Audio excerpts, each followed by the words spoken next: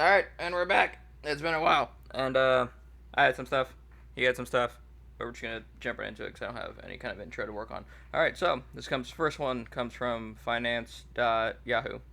Millennials and Gen Z face a challenging financial landscape as 42% of adults still rely on parents for money. Nearly half of U.S. adults say they're still financially dependent on the bank of mom and dad, according to a Northwestern Mutual study.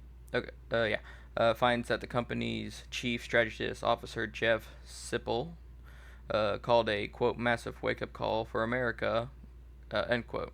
The 2026 Planning and Progress study found that 42% of adults lean on parents for financial support, with 72% of Gen Z and 53% of millennials topping the list. The study also notes that one in five adults said they don't ever expect to become financially independent of their parents, while those counting on a large inheritance tied to the great wealth transfer may receive a far smaller purse than expected. The great wealth transfer is real, but an inheritance isn't something most Americans can rely on. Unquote. Simple said in the news release. But financial therapist, and author Lindsay Bayron Podiv told MoneyWise that instead of focusing on why these generations need their parents for financial support, quote, it's worth exploring the extended factors that have made it difficult, unquote, to become financially independent. She points to higher cost of living, including groceries and rent, as well as the fact that college degrees doesn't ensure the financial stability that it once did, among other factors. Quote, millennials and Gen Zs, unquote, she added, quote, are facing a completely different financial landscape than their parents and grandparents did, unquote. This is not part of the article. I'm going to add that I've heard that millennials are the first generation to make less money than their parents. I don't remember where I found it. Take it with a grain of salt. Why the great wealth transfer isn't the answer. To Baron Povid's point, the larger economic picture can make financial independence seem even more out of reach. A new report from Edward Jones, for example, showed that only 16% of Americans overall feel, quote, financially fulfilled, unquote, while 51% reported feeling financially, quote, conflicted, unquote, and 32% reported being, quote, stressed. Unquote. More than half of Americans are financially conflicted, meaning that they are getting by but do not feel secure. David Gunn, principal and head of the U.S. and Canada business units at Edward Jones, told MoneyWise, quote, it comes down to three things: a lack of confidence, vulnerability to unexpected expenses, and the feeling that money is controlling your life, unquote.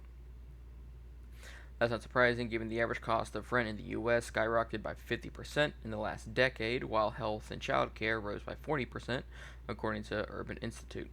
In the same time frame, they noted that 38% growth in median weekly earnings failed to keep pace. Even in the last year, the consumer price index rose 4.2%. 4.2%. Food costs were up 3% and the energy index rose 23.5%. And those enduring the higher cost of living while waiting for their share of 124 trillion in the great wealth. We don't care about that. Just 31% of Americans expect to leave an inheritance, while 57% of those waiting to receive one says it's critical to their financial security, per the Northwestern Mutual study. Blah blah blah. That's because they noted that 1% of the population holds 25% of the assets to be transferred, while 20% holds 80% of the wealth changing hands.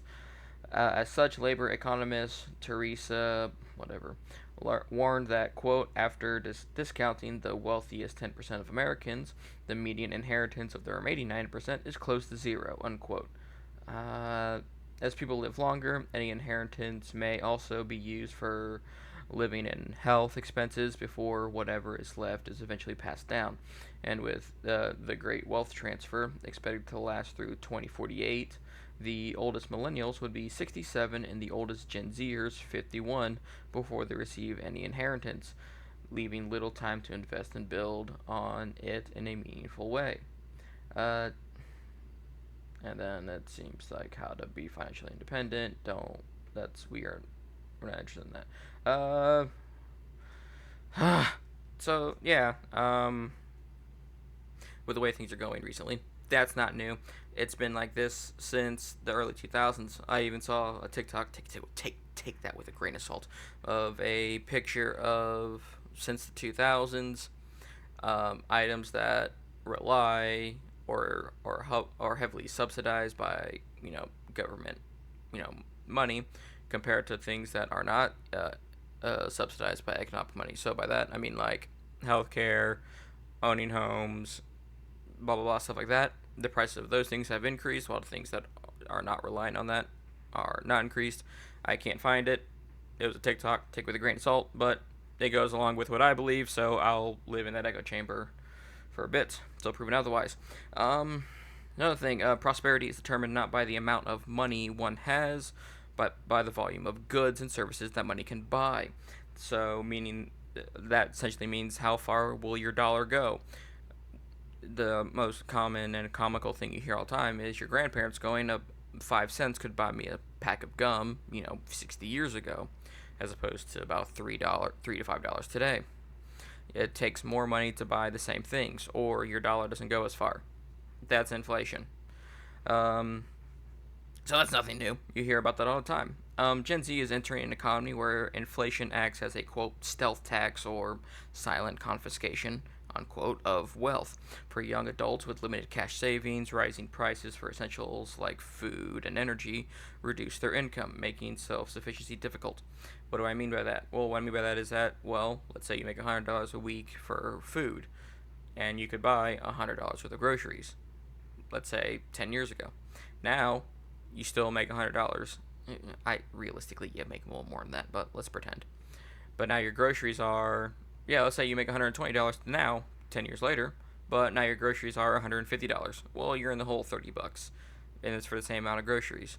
I remember seeing someone make a video take it with a grain of salt, on TikTok, where he took an order he made on Walmart that was like $120, and the app, and 4 years later he asked it to do the exact same order, and it was almost like $300-$400.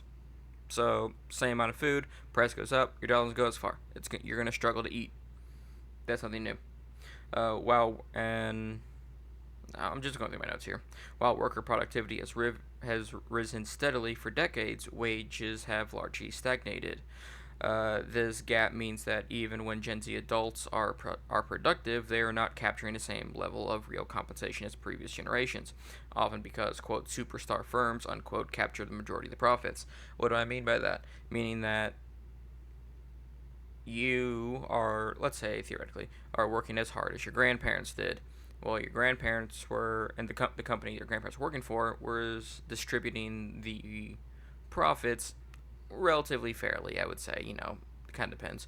As opposed to nowadays, where companies are making larger profits, keeping more of it for themselves, and only paying people, their wages that they signed up for. We talk about this a lot with, you know, yeah, again, your wages are stagnating, but we're getting CEOs and managers and all of them. They're getting $10 million bonuses for doing the same.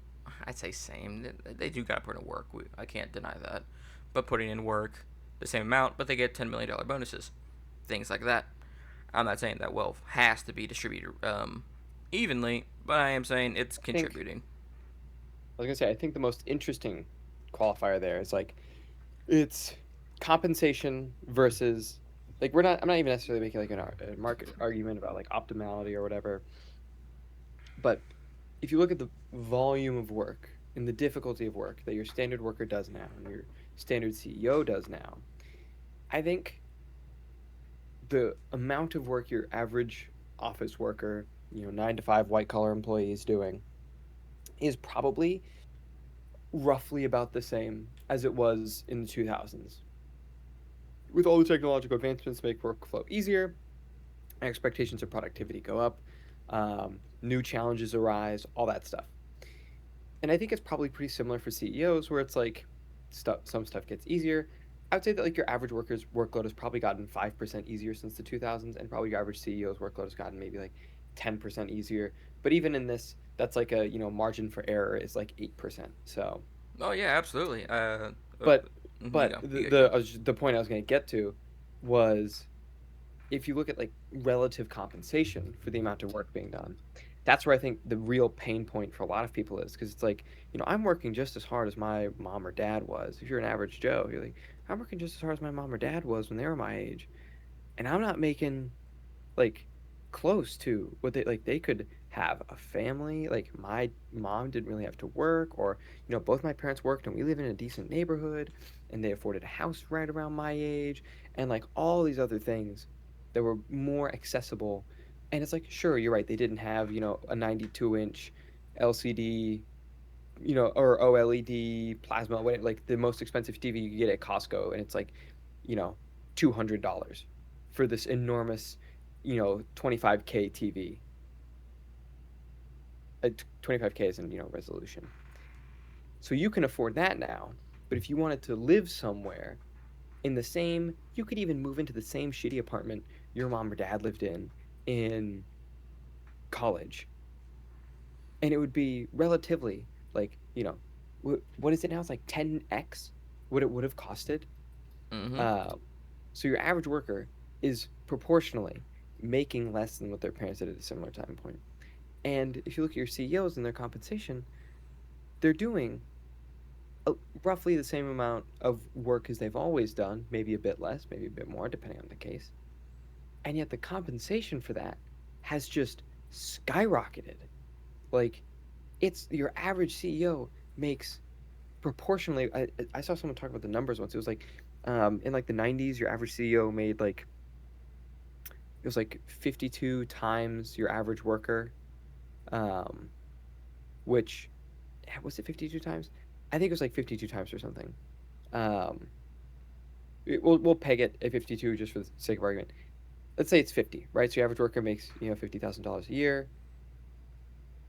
50x 50,000, tack 0 at the end, multiply the front by 5. Okay, so we're looking at, was that 5 million annual? Mm-hmm. About, yeah. Just about. Okay, not that $5 million is something to be sneezed at, but that's like your average small, maybe not your average small business, but that's not far off. Like small business ownership that's like done properly. Like that's a decent business right there. Now it's like 500 to 1,000x is your standard CEO salary. So instead of making $5 million, or 25 million, or 2,500,000, you're making $25 million or $250 million. And like there's like less of this like gray area gradient. This is something we've talked about before on the podcast, where it's like, not to like harp on, oh, the rich are getting richer, but like this is also part of why like America's middle class has been shrinking, is because that like sort of top 20% of America's middle class has been pulled into the upper class, and then the bottom 80 is getting like sucked into the lower class. And so the dividing line is becoming much, much more sharp between like your haves and your have-nots. And with social media, it's getting more obvious. So even if we can say this is a completely amoral statement, and this is all about like the feelings of the particular individuals within the system, this is still like I feel like a very obvious pain point for a lot of people, is if you're not in that top decile of earners, you're like, damn, my life is dog shit compared to my parents' lives. Like, Mm-hmm. you might hear your parents talk about what they used to be able to do, and you're like, what? How on earth? And I remember, you know like it's and the way they talk about it's like, oh, I was so broken, blah blah blah, all I could afford was, and then they list thing you can't afford and thing you can't afford and thing you can't afford. And then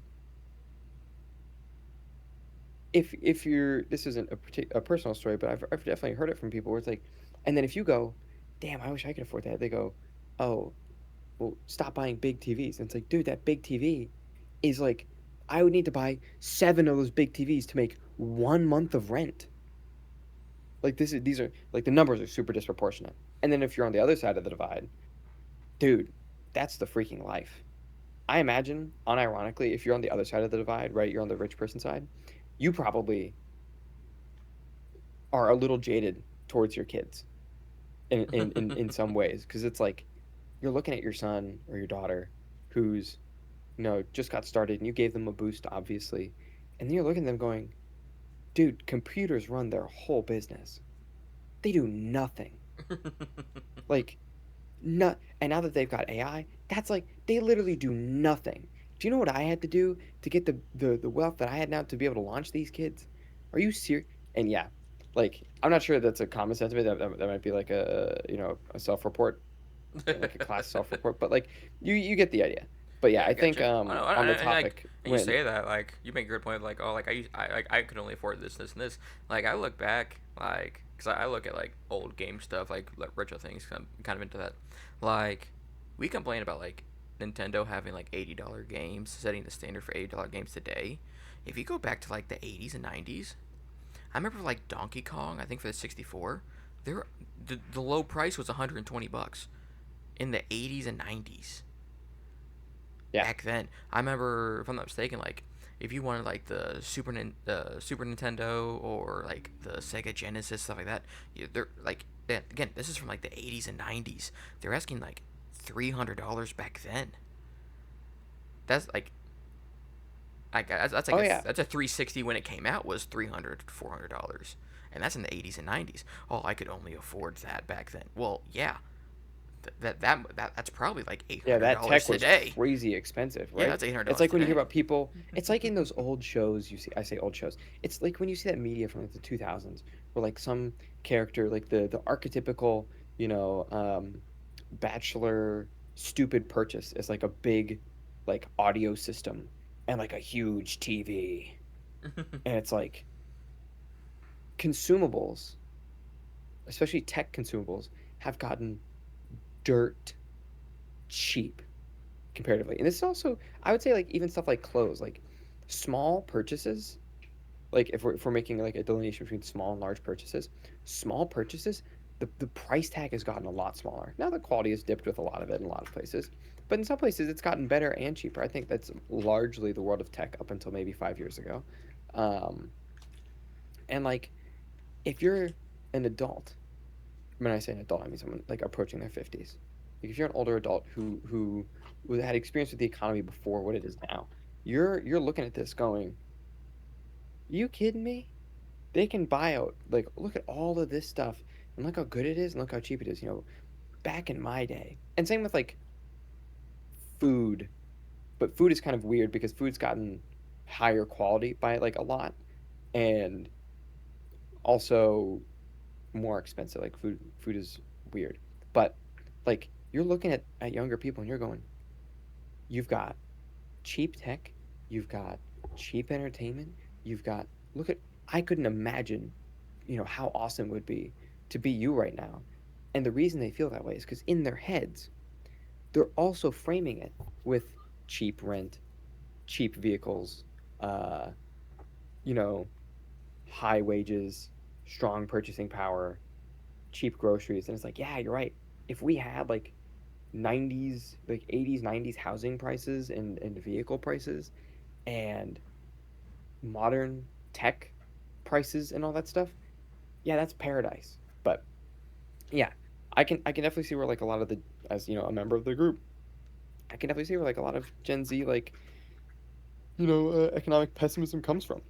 Yeah. Because like you're looking at the job market, and well, now the government doesn't tell us what the job market's looking like, and you're looking at like hirings, and so you're maybe you're like, okay, well let me look at hirings, and then so you go around, and then you apply to some jobs, and you apply to like let's say 80 jobs in like 2 months, and not a single, not even a response on like LinkedIn or whatever other websites you might be using, and then you read an article because it pops up on your little news feed that you pretend to try to keep up with the news with, but just kind of read a headline here and there. And this one catches your eye because it says um, uh, job applicants complaining, and you're like, "Ooh, that's me. Let me read that." And what you find out is that there's actually a hidden AI system attached to all of these job applicators, like all these job application websites, that will give you a social credit score 1 through 5, and if you score less than a 3, it will blacklist you from every single job for 6 months. Hmm. This isn't a joke, by the way. I should have sent the article so we could have it, but like, We'll to talk my about it next time. memory, But yeah. it was like if you yeah, this is a foreshadowing for next time. But for now, you were blacklisted from every job on every job finding website for 6 months if you scored under a 3 or a 3 and under. You needed to be a 4 or a 5-star candidate in order to even get any of your stuff looked at. I believe there's a big class action lawsuit about it recently. Um, and then you read an article like that and you go, so, and then you read through some of the stuff that can like affect you. Not having enough social media posts, having the wrong kind of social media posts, um, not having worked the right internships, not having gone to specific schools, not having a large enough connection pool, not having the right connections in your pool, being connected to too many of the wrong people. Like, and it's just so many things, and so many of them are like totally opaque, right? And you're like, okay, well, maybe I'll try to find a local job, but because all the businesses, it's either big business or no business now, post COVID. Um, you're looking at it and you're going, well, I can apply to a local place, but then like I'm making, let's say 40 grand a year, 30 grand a year. I'm not getting full time because they don't want to have to pay full time benefits. Uh, I'm not even really working part time because they don't want to have to mess with that either. And now I have to work like 3 of these, which doesn't leave me enough time to, pursue a master's or some other higher form of higher education. So I'm either locking myself into never making enough money in my entire life, or hoping that I can like coast off of the kindness of others until until the machine god has decided that I am worthy of employment. And like, damn, that's that's rough. Like, that's a really hard reality to look into. And then you go, okay, well, maybe it's not that bleak. How many people got hired in the last year? And you go look and well, you're not allowed to know that actually. But the best guess is like, well, 250,000 people, new jobs were added to the economy in the past year. And then you're like, oh, cool. That means we're probably adding some more jobs. It means maybe I can find a job. And then you look. And then you read another article that's like, oh, yeah, by the way, all these jobs went to, and this isn't even, I'm not even saying this is a bad thing, all right? But then you look at it and it's like, oh, all these jobs went to women and elderly care services. The only people who are getting hired are girls who want to work in services that support the rich, dying boomers. Yeah. Oh, okay. So the only people who can get jobs are boomer eye candy at their nursing home. Are we serious right now? That that's what the addition to the economy was. The boomers wanted hot girls working at like the VA and the hospitals. And so that's what the execs were like, this is insanity. Um, yeah, and and if you and not to scare people and say that it's all over, everything's gonna tank. I mean, it probably is, but to remain optimistic, it's not that there is nothing out there, but like the barriers to entry are so much higher. The reward at the end is so much worse. Like let's say you do fight through Nasdaqistan, right? And you do manage to get a job, and it's a real W-2 full-time employment white collar job at some marketing firm. Fuck yeah. $65,000 a year. That's pretty decent. Was. I'll say it depends on where you And live, you're but like, yeah. yes, I can finally. Let's say you live, let's say you live in like Tennessee or some like middle of the board state. You know, you're like, fuck yes, I can finally move out of my parents and into maybe whatever city or whatever town I wanted to move into, so I can be in, whether it's work from home or like they need you on site, whatever, right? Finally, I can leave, and then you look and there, brother, you're gonna have to work this job from your parents' house for 7 years before you could ever afford a down payment on a house. And it's like, God damn it. And then you've maybe, because you're probably a normal person, you've got college loans to pay off, so you're like, you know even if you're smart about paying those off, right? Let's say you took the loans because you anticipated getting into a field that would be high enough paying that you could just pay the loans off quickly, right? You were sort of making like a trade-off, like, okay, I'll take the loan now and I'll pay it off later because I'll get a high-paying job because I'm working, let's say finance, but you couldn't get a job in finance. You had to like settle with like being at like working in the financial department of a marketing firm. It's like, oh fuck, all right, and you're just not getting paid that much. And you're like, oh god damn it, now I have to pay off these loans. So you stay home and you pay off your loans for like a year and a half, and then you finally get those under control with very little external spending. You're not hanging out with friends very often. You're just putting your head down. You're going to work, and maybe you got some like gig on the side, like you coach like little league baseball or something. Yeah, little league. Sorry, I got little league and minor league switched up in my head. Either way, point being, Okay. you have one major primary source of income, you have one passive source of income, and even then, man, that was a bitch to pay off those loans. But you finally got it done. Great, now I can finally start saving my nest egg for our house. And you check Zillow, and everything is more expensive than last time you looked. A house is really not on the horizon, it seems. Okay, fine. Maybe you know what? I guess I could live in an apartment for the rest of my life. And apartments have their upsides. They've got, the landlord has to do the maintenance. You're not culpable for some stuff. It gives you the ability to, maybe move cities if you get a little bit of wanderlust one day. Okay, you know what? We can make this work. And so you go and you start saving up and so you look around, you're like, damn. And you're doing the math in your head and you're looking at apartments that are in you're just looking at like a two like bedroom, one bathroom apartment. You just need a living room with a kitchenette, a bathroom with a shower, and a bedroom, and that's it. And you don't want to be in the slums. And you're like, fuck. And you're looking around, you're like, well, I can't afford anything in like a major city like New York or San Francisco or Chicago that isn't in like, O block. And you're like, all right, screw that. You know what? There's some up and coming cities. So you're looking at like Raleigh, North Carolina, and you're looking at like, you know, maybe like Memphis, Tennessee, or insert other smaller but like city that's not so bad. And you're like, God damn, dude, this is 80% of my monthly income would just go to paying rent.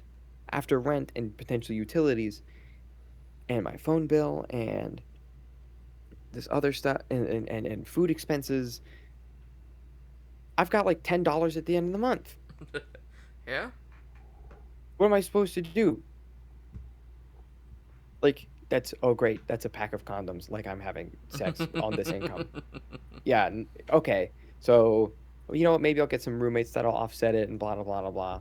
And so now you're in some small city, living with your roommates, working a job that equivalently, your father was able to support your entire family on. That he still works and got promoted through the company. Now he's a higher up. Not literally that he still works, but like he got promoted through that company, and he got, now he makes a whole lot more money. And so you're like, you know what? I'll be ambitious. We'll bite the bullet now. We'll grind hard. Fuck it, man. I'm locked in. So you work hard and you're grinding. You're like 2 years down the line, you're hungry for that promotion. But unfortunately, because you were a hard worker, they've decided you're too valuable in the role you're in for promotion. But we'll give you a 2% pay bump. And while you're happy about the pay bump, you do remember seeing a tweet earlier in the year that you didn't do enough to investigate but have decided to believe anyway, that said that inflation this year was 3.5%, so they've reduced your pay. Well, after calling you invaluable, like, oh, God damn it. So you start looking around for other jobs, and maybe now you've got a resume and whatnot, and you're trying to network a little bit through some of your buddies, and you're just getting the same message you got like 3 years ago, which was, there's nothing, man. There's nothing. I would love to, but there's nothing. I would like to help you, but there's nothing. And you're like, all right. And so eventually you manage to move and you get a little pay bump, and now you're part of a financial branch. You're part of the financial branch at a hospital. Sure. You can do finances. It's all the same math anyway. Pays a little bit better. You're making 80 grand now. I say a little bit better, there's a significant pay jump, but the hours are a little bit worse, because it's a bigger company and there's more workload on you. And then, but 2 months into your shift, there's another person who's hired on, and, she's a nice enough coworker and whatnot. 6 months later, again, you're this time you're like, I'm gunning for those promotions. This is part of like a big hospital group, and I can maybe like really work my way up here, right? And as promotions come around, you know, you've put in the most work of anybody in that office. And this time, you made sure to network, you made sure to do all the soft skills stuff, and you were killing it. And again, you were decided to be too invaluable in the role you were in. But that new coworker that was hired 6 months after you, who you've seen her metrics, is not doing close to what you are, is suddenly promoted to team lead?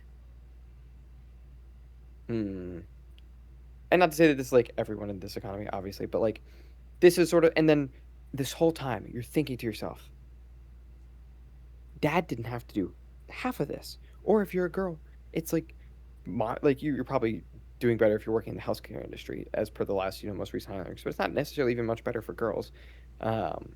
And especially like even if you're that girl colleague, it probably means that, like, your promotions are maybe a little suspect, and I would maybe be a little worried about, my boss if I was getting promoted in that way if I was a girl. But like it's, and you're thinking to yourself, my parents didn't have to do a quarter of this, and I'm making half of what he did at my age.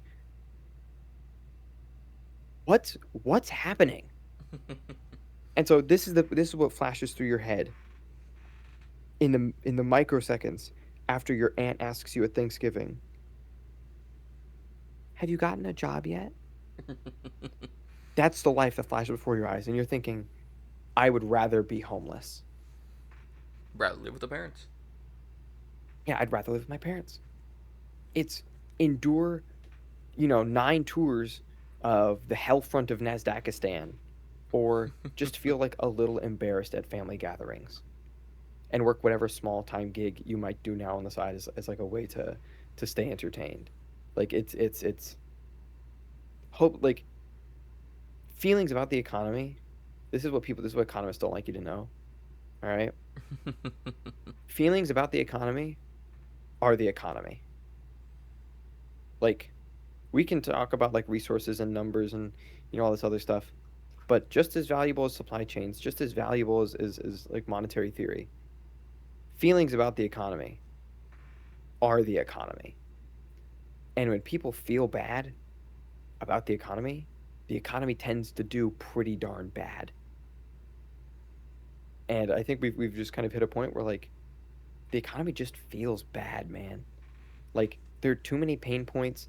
The stuff that people can endure pain, but they need to know that it has a purpose. And they need to know that it has like a finite end.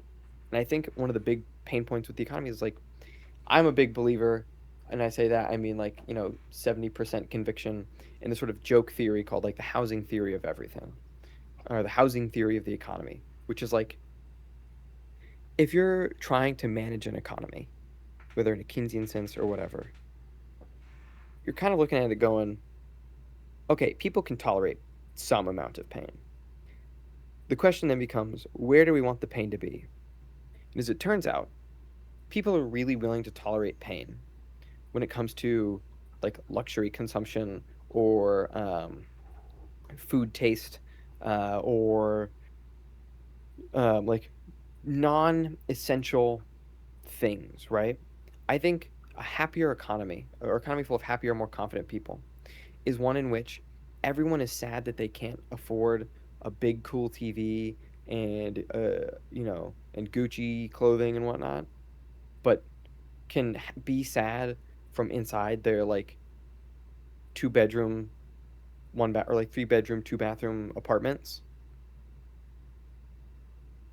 that they can comfortably and happily afford. Yeah. People seem to like that economy more than being able to get luxury goods for relatively, like, comparatively cheaper, and being able to get luxury electronics for extremely cheap, comparatively. Like, people are happier living frugally on their own, independent, and capable of autonomy, or like economic autonomy, even if it's limited in like frivolous consumption, than they are capable of infinite frivolous consumption, but no like major autonomy. I don't like. It's not fun to live with your parents. Like, oh, live with your parents and then own like a $7,000 gaming PC, because you know how much rent that is? 2 months or 4 months depending on where you live. Yeah. Like an entire computer, that's 4 months of rent. Really? Like some of the hardest to produce materials on the planet with some of the most complex assembly in all of human history costs your average person 4 months of rent? Are we serious right now? Building a square out of wood is more costly than silicon chips that are delineated at the atomic level. Are we serious right now? Mm-hmm. This is insanity. Like, I would unironically, if I could snap my fingers, I would unironically like switch the ease of access of like housing and technology. Like, Yeah. you can have a dumb oven, you can have a dumb fridge, you can have a dumb phone, you can have A dumb a car. dumb like a dumb car, a dumb personal computer, right? Like a very simple personal computer. But if you have a house, a car, a phone, and a job that can support all of them, that's infinitely better than being able to play whatever video game you want for an infinite span of time in your parents' house. Yeah. Like that, and have a car that can talk to you and do voice activated commands, and have a phone that can allow you to, infinitely scroll the algorithmically chosen, optimized, dopaminergic prompts forever. Also, last chunk on this. This is like a small snippet because I've done no research on it. I saw someone make a comment, I think it was on Twitter a couple days ago, about like one of the things that we kind of lost with like computer optimized economies, um, or computer and algorithmically optimized economies, is a lot of people used to sort of live in the like an area in a margin of error when it came to value assessment, right? Now that we have like massive computer algorithms that can take in, trillions of data points, like, and every food item, every purchasable is now computer optimized to the maximum amount that anyone will pay, and in salaries and payment, like employee payments, are now algorithmically and computer optimized to the minimum that they will accept. If these two things exist in parity or exist with one another, these two computer programs are pushing towards a world like where they meet in the middle, and every last one of your cents is spent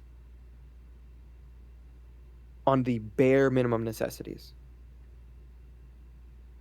because that's what the computers are optimized for, right? The point Yeah. of the pricing The algorithm for equilibrium point, consumables essentially. is to go, yeah, the point of the pricing algorithm for consumables is to go, how much are they willing to pay to survive? And then the point of pricing algorithm for salaries is how little are they willing to take, um, to survive, like to support themselves. And the natural endpoint of these two things is meeting in the middle, where you show up, you go to work, you work the longest amount of time that they could theoretically make you, that or you will theoretically accept, and you will get paid the minimum amount you would theoretically accept. And then when you go to the store, your for the like for whatever time period, your check is effectively drained. And then you go home and you do nothing, and you go right back to work. And it's not that any of this stuff was necessarily done maliciously, but the in but inside it was, well, I don't, this is what we call like incentivized market behavior, right? Companies are incentivized to get prices as low as possible. They're also incentivized to pay revenues as low as possible. So like the obvious solution here in my head is like, you want to change what the incentives are.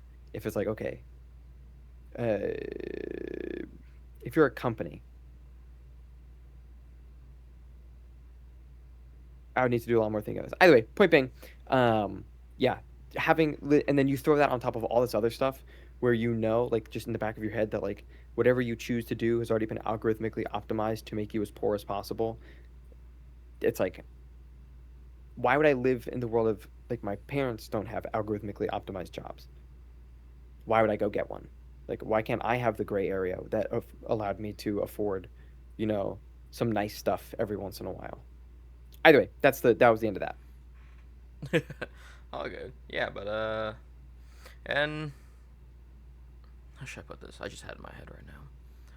Yeah. So as you stated, companies are looking for that equilibrium point, the maximum amount you want to pay for an item while still paying for that item, and companies are trying to figure out the lowest they can pay their employees while still maintaining enough employees to run said business. As you said, yeah, you've got essentially nothing at the end of the week. You make just enough to stagnate your wages while everything else increases in price, just enough to keep it in reach without thinking about the future, more or less.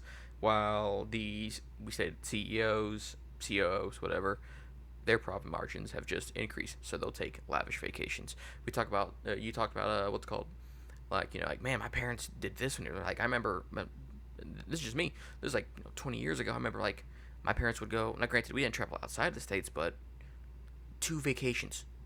We get twice a year I vacations, remember it. different locations. We would travel, do this, that, and the other. Sometimes we camp. Sometimes there were times we had an RV. We'd go to a hotel and like lavish vacations. Like we were kids. I want that. We got it. I want that. We got it. But well, I'm with my family. I'm playing. Okay, so if I calculate this right, we can have a vacation that is one state away every 2 years. Yeah, And then we yeah. can't splurge like we want to, but I'm not making a minimum wage. I am making decent enough money to get by, but it's almost a combination of I'm doing enough to live, but there's no point in planning for the future Exactly. because that's Yep. about as far as I can get, as far as my pennies will get me, is enough to get Yeah. my food, rent, God forbid a car payment. Because I see this stuff all the time. Like 70%, 80% of Americans can't survive a $2,000 to $5,000 car problem.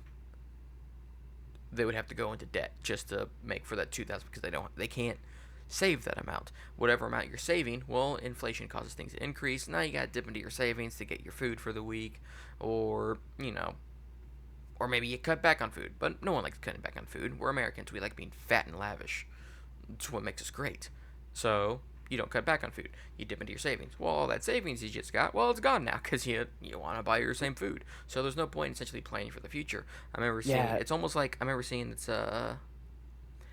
like those I can't remember what books I was reading, but they're talking about countries with high inflation that when they got paid, essentially just spend the money as fast as you can because it will be worth a lot less maybe next paycheck, maybe in a couple paychecks. Maybe a little extreme for sure, but still, it's almost like Gen Z here and millennials, they can't save because it does them no good, because it's just going to deteriorate because inflation's going high. So you spend it. What do you spend it on? Well, you could spend it on stocks. Sure, fine, whatever. What You could do what that. can you spend it on? Yeah, Small consumables. small consumables, little things. They tell you like, oh, just treat yourself for the day. One little thing here and there. And I don't to not sound like the grandparents, but like, yeah, doing that puts you into a hole. But to counteract the grandparents, what can you buy? Right? It's I, like, okay, you're right. My bad. I'll start saving for a house or an apartment. Hey, look at that. Working the only job that will hire me right now. I have made enough in a year to have lost a third of it to inflation, or lost, mm-hmm. 10% of it to inflation. So now I can finally afford to wait another year before I can pay enough for the first 3 months of rent. And then at the end of next year, I'll have made enough to have lost another 12% to inflation. So that way, I'm 7% further away now from actually paying for that first 6 months of rent that they now require. Oh no, let's And say it's yeah. I was, uh, you go, you go, let's say you go. you even do make rent, and you get the scenario. Yep, you make just enough to survive. Maybe you can put like maybe $50, $100 away for rent, but your wages are stagnating. You know that. I know that. So you work your job. You try to get it, but if there's 10 people working and one position's open, you're fighting against 9 other people. You might not make it. That's fine. The problem is, you need that job to keep up with your rent. Well, now, let's say you don't get the promotion. Well, now you can't keep up with rent. So you got to dip into your savings. Because rent's going up. Rent's increasing extraordinarily. What was it, like 5 to 10% a year? Something like that. I remember reading it. Don't quote me. But Yeah. 5 to 10% a year. So if you're not making 5 to 10% raises in your job, well, guess what? Eventually, you're not going to be able to afford rent, which means you're going to get kicked out. Now, what happens when you get kicked out because you can't afford rent? Well, your credit takes a huge dip. What happens when your credit takes a huge dip? Well, when you, to the point you bring up earlier, well, your credit goes down. You take a few, your credit score goes down, and you go to find a job. Well, you're below that number 3 that the AI number's looking for. So you know what? Bam, you're out of the market for 6 months. So where you gotta go? You gotta go live with your mom and dad, and it's a cycle. But Oh, I was gonna add to that. The thing you said a little bit earlier, where you're talking about like, CEOs make more and more and more. This is sort of part of the issue where it's like, not to be like, and even though I'm not really, when you look at, I was gonna say something about managing, it doesn't really come into play here, but like when you look at what the incentives and systems are, you go, okay, the incentive is for a company to make as much profit as possible. All right, who's the company? Who's the company? And if your corporate perspective is that employees, rather than being, you know, the company, are in fact actually expenses to be minimized, then you'll end up in a situation like where we are. If the company is the board of directors and the C-suite, and like the owner, depending on the structure of your company, well, then companies and corporations are acting perfectly rationally. They are yeah, maximizing the amount of money that they have and minimizing the amount of money that they lose. Okay, but if this system persists, then you'll end up in like this, in like a pretty awful hellhole that probably will not end well for anybody. Um, so if we're talking about like changing the incentive structures, part of that incentive structure would be getting companies or legislating or whatever your avenue of action might be to look at their employees. I'm not even advocating that like every company needs to be a co-op. All right, not what I'm saying. But I, your company needs to recognize that like, and this is probably why a lot of them like AI so much, even though it probably won't do the amount of replacing that they wanted to, that these people who are your employees are the company. Like every person in the company mm-hmm, is the company. And if they're not an expense to be paid, they're the thing you're trying to make profit for, right? yeah, Whether that's stock options in the company, or whether that's whatever. And I understand there's like a bunch of different incentives that would make this particular thing very hard to work with. Um, Finding some way to incentivize companies to be like, hey man, if you want an economy, you need people who can spend money. And if I imagine if you're a superfluous goods company or a superfluous services company, you're stuck doing one of two things. You either pivot and like ultra kowtow to a very small group of ultra wealthy people, which is what some of them are doing, or you go, that's also low key not a sustainable business model. Um, and I want to live in an economy where I can still make money. I want to be able to sell to like your average person. I don't need to sell to your average person, every month, but once a year or two, I want your average person to be buying something from me. Um, but yeah, if there's a way, I'm sure there is. I'm sure some smarter, more policy intelligent, or economically savvy person would be able to figure it out. Of like going, hey man, you can't just be like, what if only the board of directors and the C-suite were the company, and everyone else was an expense that had to be minimized? Because that's probably a pretty hard perspective to fight against. Because they're the ones with all the power, and in some cases, they're the ones who made the company, or they're the ones who grew the company, or you know. But like, yeah, that like the incentive structures thing, I think is part of the issue. Where it's like the incentive. is, and this is why people complain about like private equity, for example, so much. The incentive is just pay your employees as little as you possibly can, and charge your consumers as much as you possibly can. Insert the, classic um, boomer business owner doesn't understand why all their millennial and Gen Z employees, whenever they're asked about what would make them work harder or why they work or what good incentives for higher productivity would be, seem to only ever exclusively answer with money and more of it. Uh, Image meme here. Because I mean, we've seen like I don't know, probably one of these Zoom calls becomes popular every like 10 to 12 months, where like some old boomer who has a business, their Zoom call will get leaked, where they're looking at their employees and going, "I just don't know why no one works anymore.